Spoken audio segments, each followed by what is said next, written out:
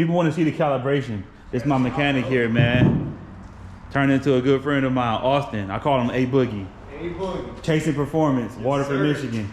Chasing Performance, Waterford, Michigan. Do it up. He does everything, man. You see what he got around here. He's working on, what is this over here?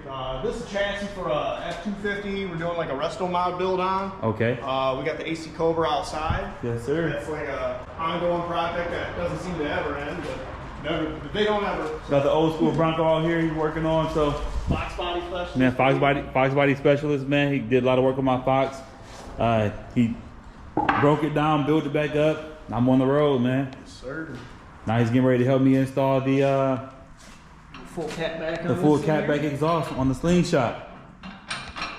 Young guy, man, got it going on, so good to see. Right now he's just trying to make sure that we're not looking like jackasses, and my Slingshot doesn't fall off the sky. But I have faith in him.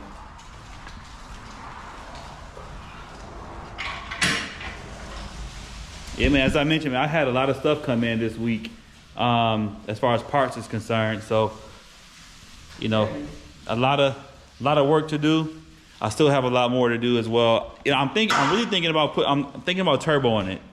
But I don't know if they make the turbo for the newer engines, the Polaris engine, so I'll have to take a look into that. But yeah, kind of want to show you that, hey, it is possible to lift your Slingshot. It's all about weight distribution.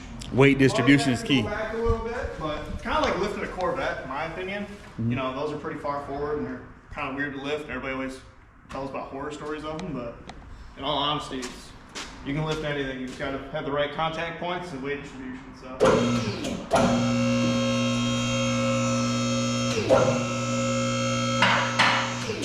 there it is. Good to go. Voila.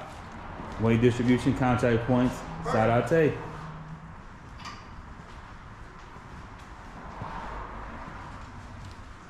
Yes, sir. So it's like the race, once again, like a race to 500 miles. I'm currently at like 190 something, right? And so once again, I'm going to add the exhaust, but I'm not going to do the cold air intake. I'm not going to do the pedal commander until I get to the 500 miles. Just want to make sure that, you know, I'm not going too crazy on it, on the machine before it passes that break-in period. So, all right, I'll check in with you guys in a second once it gets all the way in the air and once we're installing the catback exhaust.